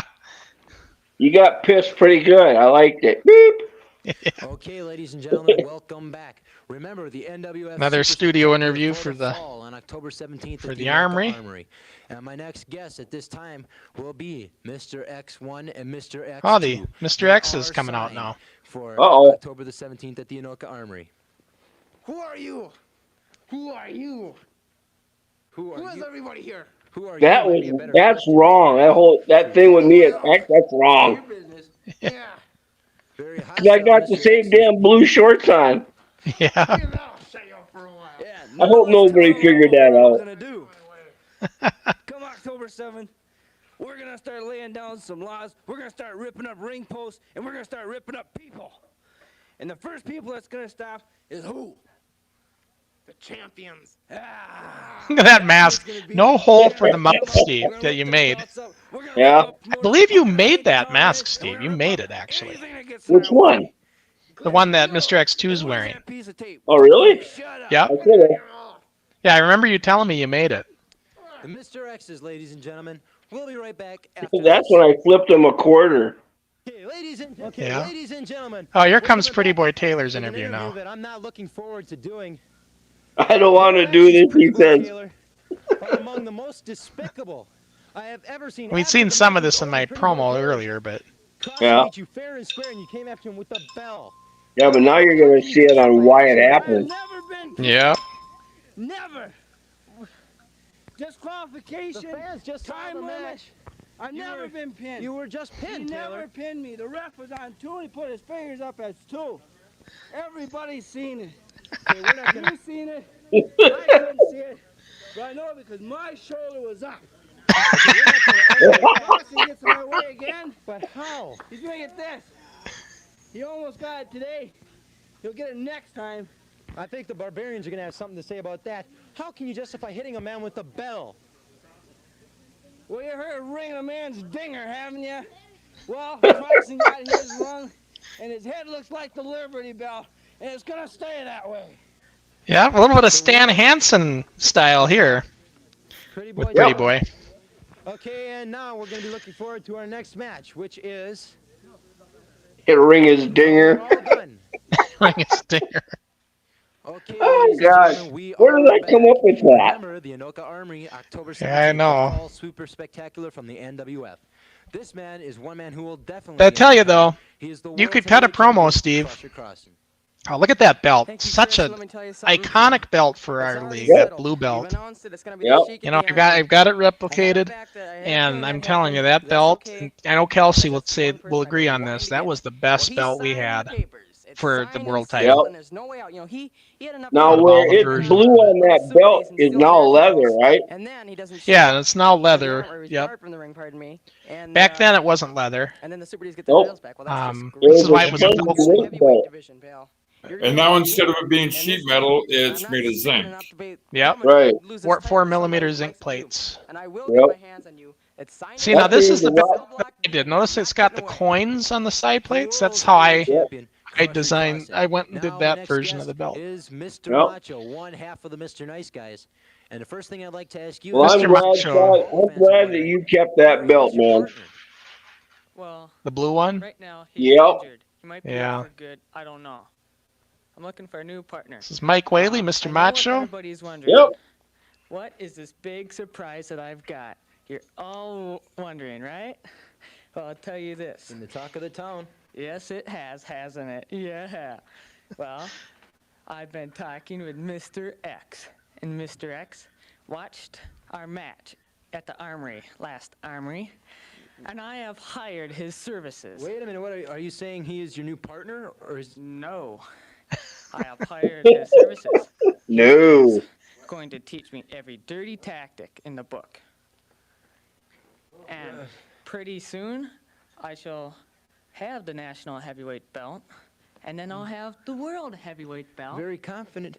I can't believe it, ladies and gentlemen. Mr. Macho, Mr. fun Macho character, hiring the you know, services of Mr. X Yep. to on the teach him show. all his dirty tricks. We'll be I right always back liked his after these character. messages. Yep. I liked him Afraid we're too. gonna have to skip their music due to technical time. Sorry, guys. I got the headband on to cover the gash in my head. Yep. And being that this is our final match of the tournament at the Express. Yeah, We that must always have are been trying to really hard sell to- it. We had to had sell to it be some way, right? If I was bleeding, I had to have something on my head to cover the blood. I was gonna say, how'd you stop that blood from pouring out? Right. It'll be a matter of time till we prove ourselves. Black headband by the looks of Been it. here a while now. This is the first chance we've gotten. Well, you probably got a bunch of gauze packed on there too. And we've Yeah. proven exactly what we can do. Well, you saw me when I did the one at the dry dock. I was all bandaged up. Just hold on. Yeah. That shit wouldn't quit until who was it? Raymond? No, Grizz. I want a title He shot. told me, he says, he said, get some Vaseline out of my duffel bag. He said, and just goop the living daylights out of your forehead with the Vaseline. He said, it'll clot it. Darned if it didn't. But if we can beat them, Well, yeah, you could do that. I did. When I screwed up, though, it was so bad I had to go to the hospital. Oh, you dug the Grand Canyon, my friend. Yeah, it was like, it looked like a mouth. It was just split open. Yeah, it was not good. Not good. That's how you don't do it. Yeah. I was going to ask you, did that hurt? It didn't hurt. You know, you don't feel it. Those surgical blades, you just don't feel it. So Yeah. it really didn't hurt, but it was it was more scaring me that I did it. When I looked in the mirror and seen what I did, I thought, oh my God, what did I do here? And I was more worried about how am I going to pay for it when I get to the hospital. Well, everybody You know, in the 'cause locker room was going, how could he do that? The Barbarians look a little tired, Yeah. little tired. And, you know, because I'm in my wrestling, you know, and then, so they said, you got to go to the hospital. So I went there and I'm thinking, what am I going to tell the doctor? And so, yeah, it was just, and I remembered, Steve, Tell when your old lady. Get in there. here's the funny thing about that. When I did that, they took down our homeowner's insurance, and I also claimed that I did it changing the oil in my car. And so it was filed on my Okay. auto insurance and homeowner's insurance. I actually got paid for cutting myself open because both Atta insurance boy. companies paid. Both of them paid on that thing. Wow. So I got a check in the mail. We're here for the final match of the That was cool. Yeah, a little reimbursement. Tag Team Spectacular Cup. Yeah. Barbarian and Mike or Chris Lockup. Heck, I cut myself open only because the crowd at the dry dock was huge. Yeah. They were Well, sitting on the backs of tables and chairs and just to fit in. So this is the final match of that tag team tournament we've been watching earlier. It's the Oh, this Racknell is? Express. Yep, Racknell Express against the Barbarians, and this was all planned. This is how I wanted it to go because we were building up that October card, and these two teams were going to face each other in October. So I figured let's have them meet in this tag team tournament to build up for that match. Right. Yeah. So that's how I was. That was my mindset back then. Is I always wanted to kind of promote for the Armory cards so our shows would reflect that. Whatever Armory card was coming. Yep. Yep. Just short-ended there. What you needed to do was get the people off of the screen and in the door at the Armory. Yep. That's what you had to do. You know, and the thing is, Steve, people have asked over the years, how the hell did you guys get so many people to come to your shows? Well, we were on the air for 2-3 years. Every week. We had a regular audience watching. Do you remember, Steve? I remember there was a time when people knew about the show. You could come up to strangers and say, "Did you ever see NWF on cable?" And they knew about it. Yep. Oh, there's been many a times I walked through Target, Kmart when it was still going, Walgreens. I remember that. People come up to me and they go, "Hey, I've seen you wrestle on NWF TV on cable." I went, "You did?" I said, "You must be mistaken." I said, "I don't do that kind of stuff." She goes, "No, I know you. It was you." And I went, "Yeah, that was me." I said, "Well, thanks for watching." Yeah. But when you get all these people telling you that they've seen you and they're all different, you know that the audience out there that's watching are a lot of them. Oh, yeah. It's just not a handful or 100 people. There's a lot out there. You may not see them, you may not hear them, but they're out there.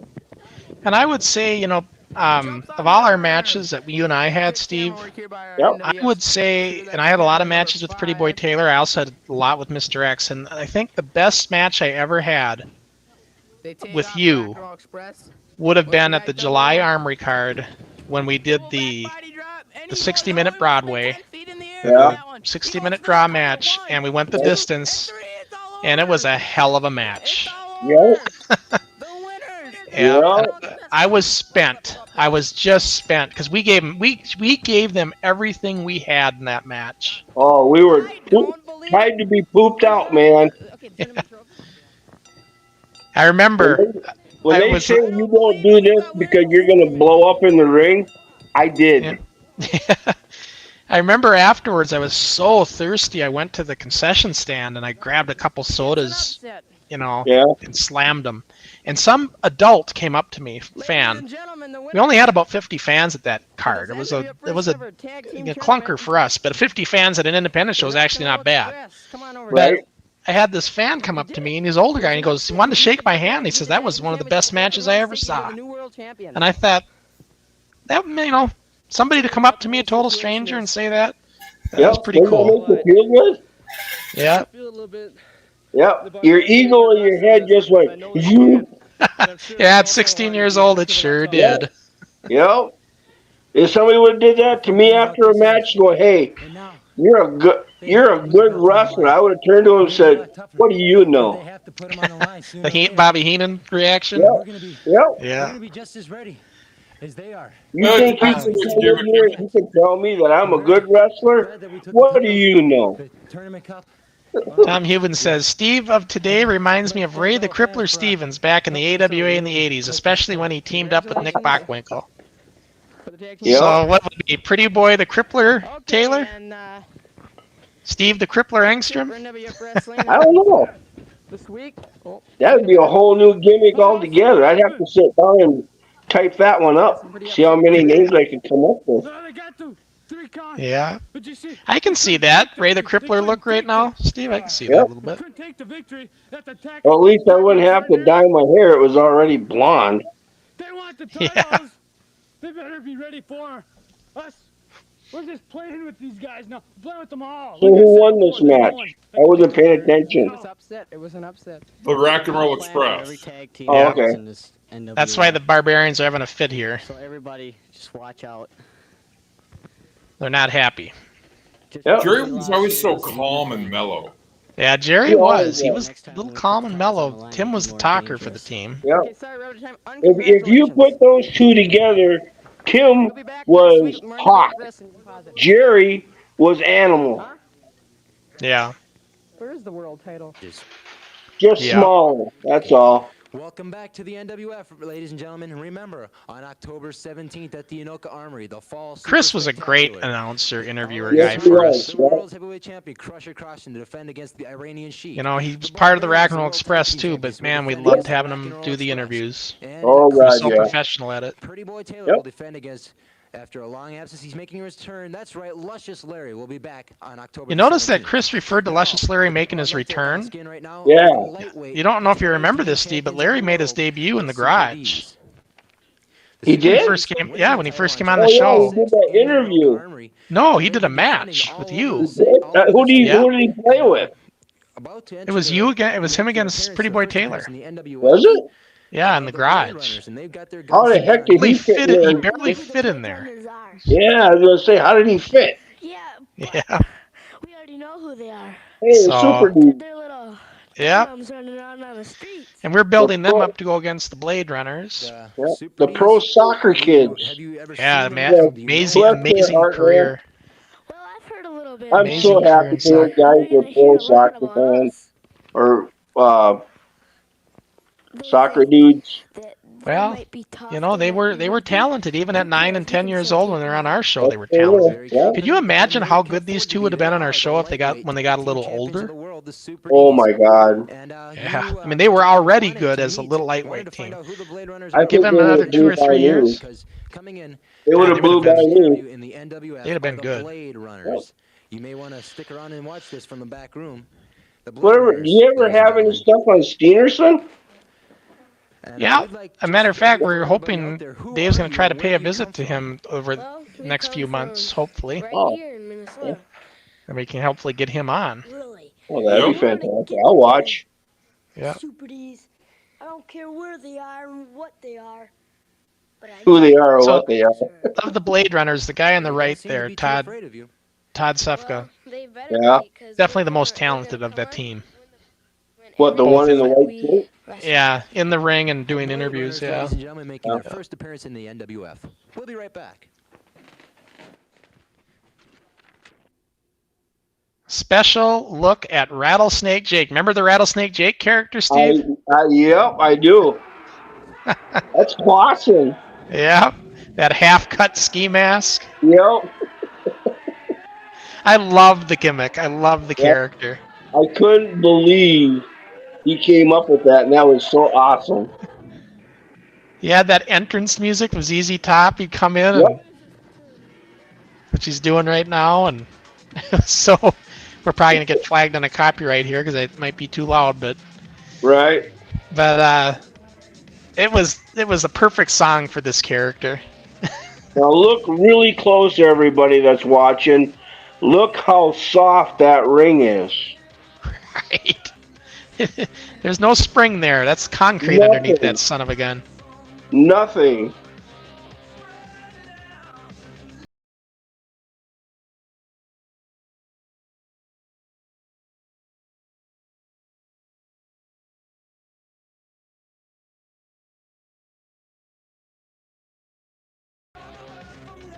And they always said, "Oh, back when you wrestled, the rings are so soft, it's not even funny." So I knew the guy that owned the ring that Jason was using. And I said, "Oh, walk up and slap the mat as hard as you can." You know, they were on the aprons, so hardest part of the ring, obviously. Well, yeah, there's nothing there but plywood. Right. So they slapped it as hard as they could, and they're like, "Damn, that's a lot harder than I figured it would be." You guys, this was hilarious. We were doing the national anthem, and Rattlesnake Jake came up in the middle of the national anthem and spit on the flag. That was during Oh the my national God. anthem. That's how much of a heel he loved playing on this character. That's cool.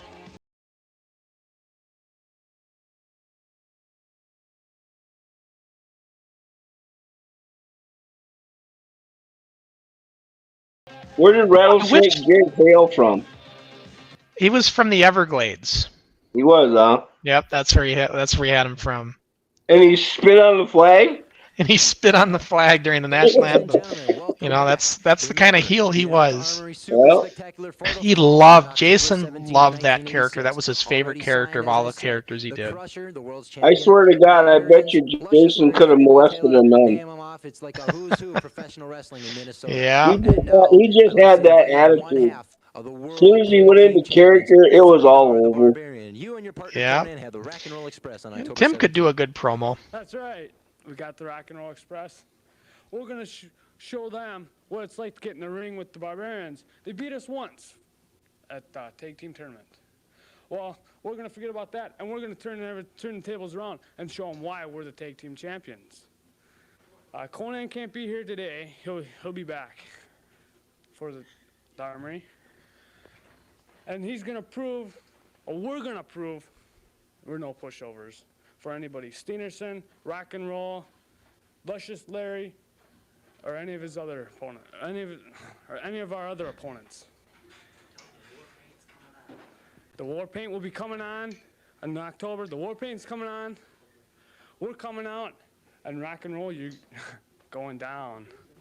That's all I have to say. He's talking to a rock and roller now. Ladies and gentlemen, and now my next interview is with Dr. Destruction. The late Dr. Destruction, Steve. He passed away last year. Right back after these he did? messages. Yep. That's a little bit of a blooper. Chris, I messed that one up. Ladies and gentlemen, our final interview of the day. Isn't he the one that had the drug problem? Yeah, he kind of had a problem with substance abuse. And this is Chad here. You had a problem with the demons. Yep. Just couldn't get over it. I don't know. You'd have to talk to President James. Too bad. You're not signed. Yeah, he died too young. 51 years old, I think. Talk to him. Is there Wow. you have in mind? Are you going to wrestle on your own? Are you going to wrestle with a partner? Who would you? One thing I can say is I don't drink, I don't do drugs, and I used to smoke, but I don't no more.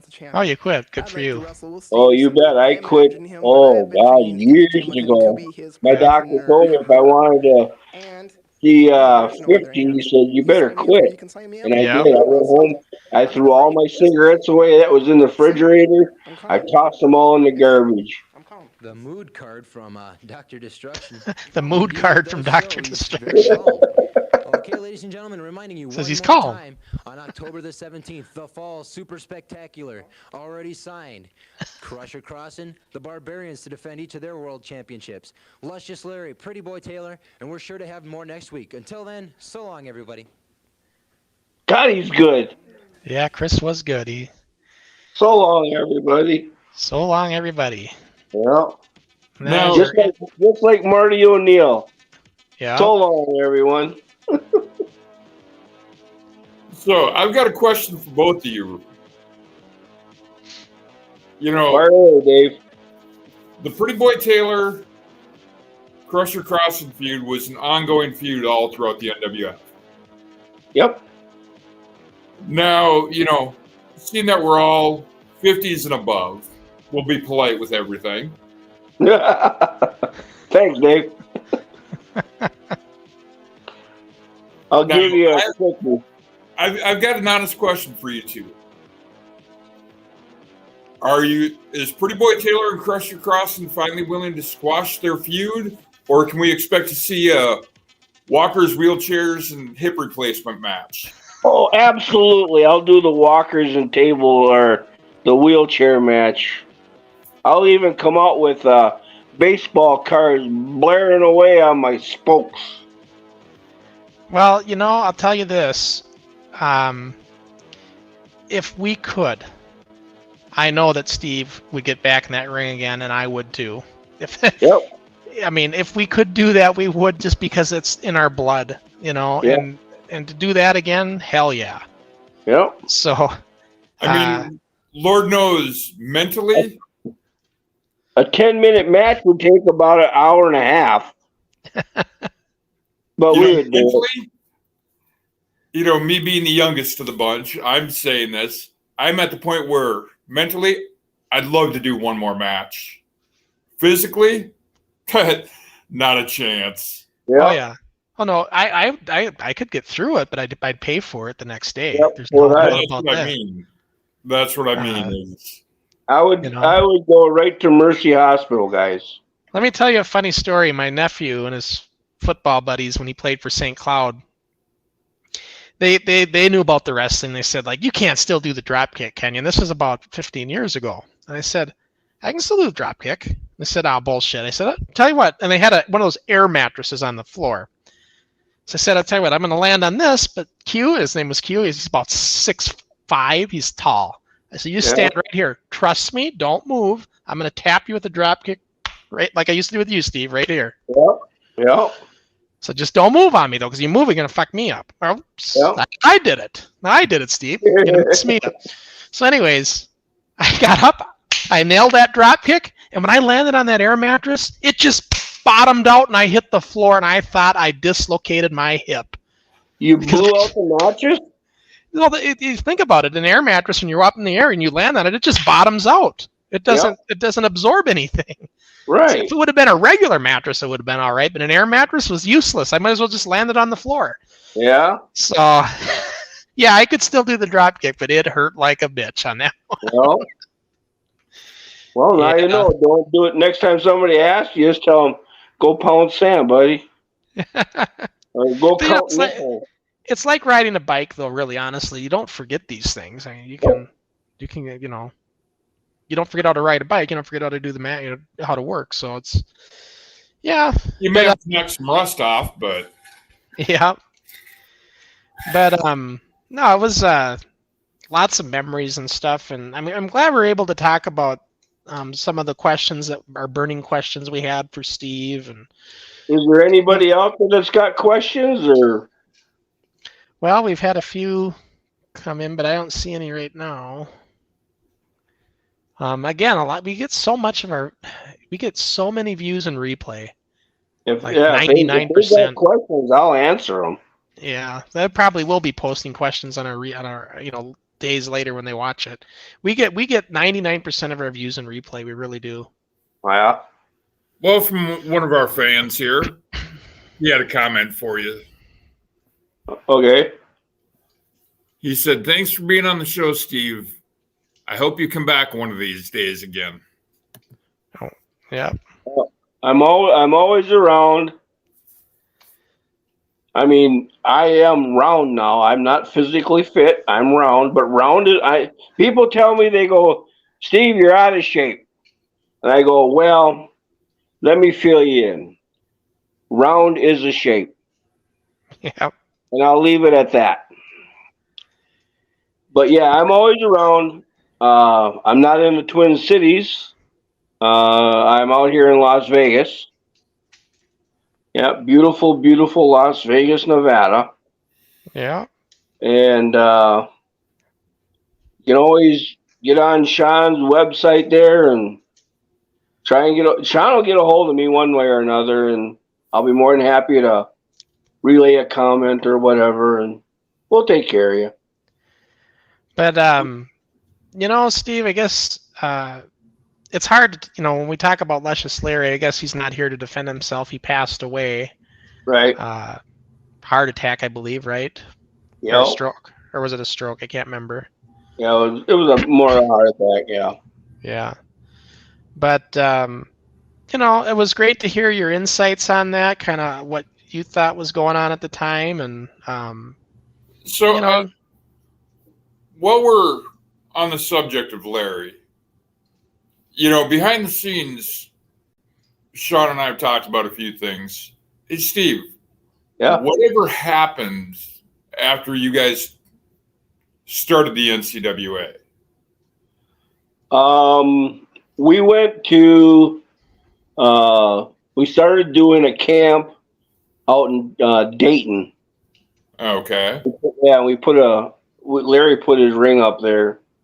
And then we decided to do the shows with Sean. We started doing cable shows out there because it was a great place to do it. And I think Sean told me if you drove by it today, we blacked out the windows in there, and I guess they're still blacked out, Sean said. Yeah, they are. And we started out doing it there, and Larry put on 2 shows and realized he couldn't make it. So then he bumped into Mitchell, and Mitchell screwed him over just the way Larry screwed us over, I guess. I could say us, because that's what he did. Yeah, so I was part of that us part. I mean, when Larry did what he did, I was part of it also. And I don't like what I did.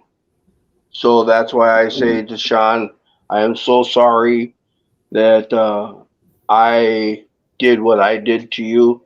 And I hope you can find it in your heart to say, hey, I forgive you. If not, I understand also. What can I say to that? Of course I do, Steve. The fans have to realize, they might look at that and say, how can you after what he did? Look, this guy was like a brother to me for 2 years before Larry, and we had a very, very heavy bond in those 2 years. And I can't just throw that away. So, Steve, it means a lot to me to have you come on and say that. It really does. And I really have a lot of respect for you for saying what you just said. Yeah. And you were a big part of the show. And you have to realize that the fans have to realize that, Steve may have not been running it, but his technical ability in the ring brought a lot of the technical ability of the kids to a different level. Yeah. That's how good Steve was inside that ring, as you've seen in the little bump thing I did. Yeah. And it's just the bumping. That's just the bumping. Yep. There's the whole ring chemistry and everything else. Remember, Steve, we did all those practice sessions at Fred Moore, when we weren't taping every other week, we were doing practice sessions, teaching the kids, you and I. Yep.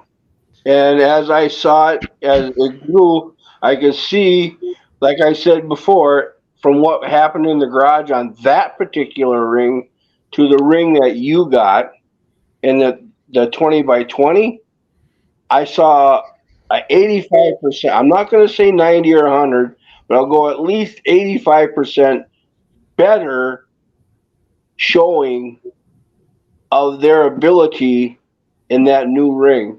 Absolutely. They weren't afraid to do a body slam and not just, just set them down. They actually, everybody took it. Yeah. And then you go to them and you go, how did that work for you? And they go, it was okay. Nobody complained. Nope. Nobody went, oh, my back, oh, my butt. Oh, I got a headache. It's nobody complained. Another thing, Steve, too, is a lot of people, when they hear about what we did, a lot of people think or don't believe that I, at 14, 15, and 16 years old, was running the NWF. Now, you were an adult, but you were there. Can you let the fans, for those fans out there, can you let them know that there really wasn't any other adults involved running the show? Because they think my parents were running it, or our other parents. No. Yeah. Your mom was in the house. She didn't care much for it, but she supported you in it. Yeah. Me, I was the only adult out there. I kind of figured, well, if somebody ever says, well, you need some adult supervision, oh, ta-da, here I am. And that worked out very conveniently in Fred Moore because we needed somebody 18. That was part of the agreement. No matter what we did, I think, Sean, you had all the bases covered. Yeah. And no matter what we did, like shows started, doing auditoriums, armories, whatever we did, you always had your ace in the hole no matter what. And that's because it was, and I've said this from the get-go, it's because I had people like you, Dave, all the other, Matt Kelsey, all the other talented kids, Troy Steenerson. I can't stop listening to names of everybody that was involved in our show that made it work. Oh, absolutely. I know everybody likes to say it was me, and I appreciate it. But for me, it was you guys. It was all of you guys that made this thing work. We made you show what it is because we wanted to do well one way or another. And then when we found out, okay, it wasn't just a flash in the pan in the basement with mattresses. It wasn't running back and forth in a 10x2 ring in the garage or in the studio.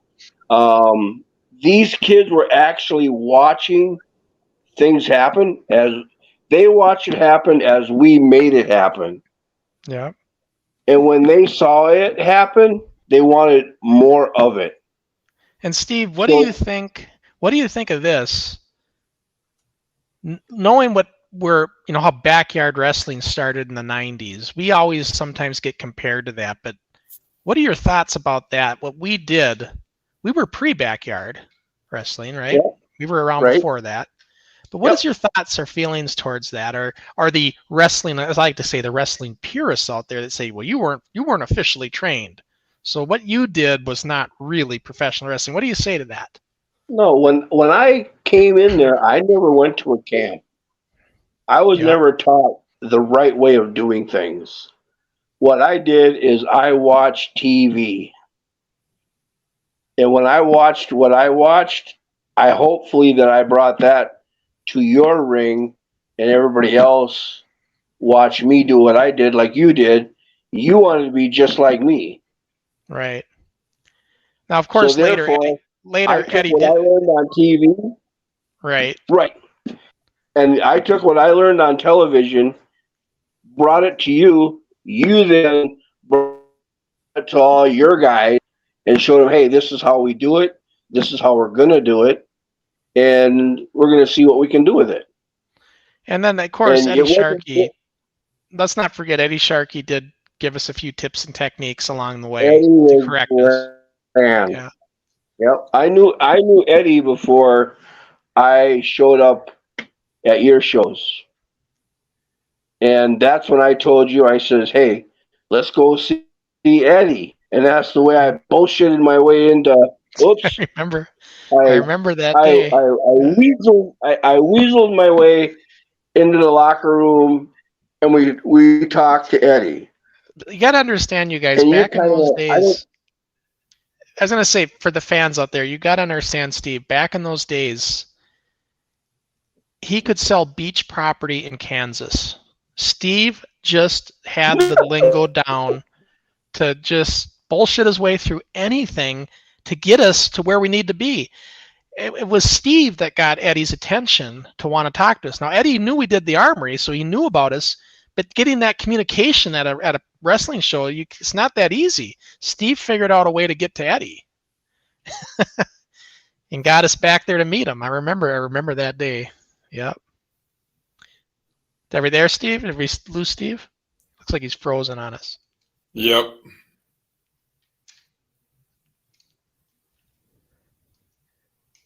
Yep. I think he froze. I think he froze up. He's going to have to try to reconnect if he can. But I'd like to be able to say goodbye to him. Hopefully, we'll see if he comes back, because I think he might have to like reboot or. We'll see. We'll give him a little time. Oh wait, I think he's back. You there, Steve? Yeah, I'm here. All right, they're back now. So I suppose that's a sign we should probably wrap the show up. Yeah, see, mountains here. I live in a bowl. You know, I got nothing but mountains around me. You and me both. I'm in Salt Lake. Yeah. I'll have to come to Salt Lake and go float in your Salt Lake that you got out there. Yeah, people do that. I haven't done it, but I know they do it. Yeah, they float out there in a big old Salt Lake. I'll go throw my best BVDs on, and I'll look like a beach whale out there. Yeah. It's so, for people who don't know what he's talking about, the Salt Lake is so salty that you literally can float in it. So. Yep. It'd be next to impossible to drown in the Salt Lake. I've been there and I floated in it. Come on. Yeah. Well, Steve, it was great having you on the show this week. I hope you had fun looking back at this, and we went a little longer tonight, but how long did we go? Almost 2 hours. We're almost approaching 2 hours, which is long for us. We usually go about an hour to an hour and a half. Yeah. So, but hey, it was fun, and I think the fans got a lot out of it. It was great to hear from you. Brian Zane, my good friend on the internet, has said he's wanted to hear your side forever. He's wrestling with regret. Excellent. Got over 1,000 subscribers now, or 100,000 subscribers. He's doing real well. Yeah. And yeah. So a little shout out to Brian. We're hoping to have him come on as a guest. We're hoping to have him come on as a guest. He said he would do it one of these days, and so I'm really looking forward to that. Brian Zane. Oh, he does a YouTube. On your show? Who? Mick Kirsch. Yeah, I'd love to have Mick come on, but he's pretty busy. He's got his podcast, AWA Unleashed, and I would love to have Mick Kirsch come on because Mick knows our story too. Yeah. He had you and Troy come on Saturday night. He had you and Troy on Saturday Night Ringside. He did, yes. Yeah. I remember that taping. Yeah, I think I've got a picture, and you were with us one time, Dave. Yep, I was. If you remember back in 90 when that happened. Yep. Troy and I were pretty much inseparable. Yeah. I got a picture, I believe it's you and me, or maybe it's you and Troy. You're both pointing up at the SNR sign, and I took a picture. Ah. So, yeah, I got a picture of that. Oh, you'll have to find it.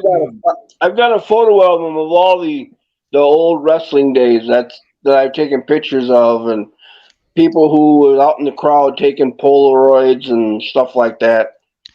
Every time I run into Mick, though, I always give him a hard time. I say, you put Pretty Boy, my arch enemy, and Steenerson on your show, but you never put Crusher Crossen on there. What the hell's up with this? There we go. Get into character and give him a piece. Yep. But good for you guys, though, to get on there, get that exposure and stuff. That was pretty cool. Believe it or not, when I went on the NWF show and did interviews, no problem. They called me out, me and Troy, and we both looked. We got up there in between, around each side of Mick, and Troy looks at me, and I looked at Troy, and I go, I don't know what to say. And Troy goes, me either. And Mick goes, don't worry about it. He says, I got you. That sucker let us swim. Yeah. He did. He didn't help us none. He helped us swim a little bit. Oh, hey, Steve, got a question. Yeah. You remember when we were at the SNR studio? Yes. You remember that teenage girl that was running around? Yeah, I believe I got a picture of her too. That was my first ex-wife. Really? Yeah. Yeah, years later, I ran into her through a friend. Yeah. And we had started dating, and we were talking, and she goes, oh, you're a wrestling fan, huh? And I said, well, I actually did it for a while. And she told me the story about how one night she was at her dad's studio because her dad was one of the TV 23 people. Okay. She was telling me how some jerk wrestler ran into her, and I'm like, was he one of them that was on TV or one that wasn't on TV? She goes, no, it was the one that was just there with the guys that were on TV. I said, I think I know who you're talking about. She's like, why is that? And I said, well, that was me. That was me. One thing with a girl, you never fess up. You always keep them wondering. Well, I'd already gotten her pregnant, so I figured I had to admit to it. Oh, okay. Now, before we go, though, Dave, I do want to talk about next week a little bit. Next week, we're going back to Group W cable for one of those early tapings. Uh-oh. This is taping 26 from Group W on November 16th, 1984. This show was aired the following week from the first major newspaper coverage of our league. Twin Cities Reader did a story on us, and this was the show that followed. So that's kind of the significance of this taping. Do you have a taping of when Channel 5 and them guys came out? Oh, yeah. I got the whole newscast. Yeah. Okay. Yeah, they kept saying they were going to come out, and they never did. They come out, and they never did. And then they finally showed up. Yeah. Yep. Yeah, that was... That. But no, this one here, this particular taping was aired right the week after this Twin Cities Reader article came out. It was our first major newspaper piece on our league, and it was positive. It was very, very well written. And that's what I remember. That article is what the mystery man from the Destructors, he read that article, and that's how he learned of our show. Oh, wow. Yeah. So interesting stuff. Yeah. So, but anyways, I suppose we're going to wrap it up here. So I think this is the longest in history for the Rewind TV show. Well, the October Armory card we did for the kickoff was actually longer because it was 2 hours. So that one went longer. But this is the longest since we kicked off in the first of the year. That's for sure. Oh, yeah? Yeah. Well, I wish there would have been more people typing in and asking questions. I would have loved that. Yeah, I know. Me too. Kind of like Stump Pretty Boy. Go ahead, I dare you. Well, we just need to get more of our fans to watch live. They just tend to watch and replay, but hopefully that'll change over the course of time. So, well, thanks again, Steve, for coming on. Really appreciate you this week. And remember, you got the one and only Pretty Boy. Pretty Boy Taylor / Mr. X. Yeah, hey, by the way, do you have that mask? That I know you didn't. It was a red mask for Mr. X after a while. Oh, there it is. The red Mr. X. That was the last mask we used. Yep. For Mr. X. Yep. All right. So with that, Dave, I guess we'll be back next week for no guest next week, but we'll just the Crossen and Dixie Dave. That's what we're trying to do, you guys. We're trying to go every other week with a guest, just because we want to spread it out. So that's intentional. I'm glad to have been a part of this, and I will be typing my name and stuff in there next week and say hi. Sounds good. Well, thanks again, Steve.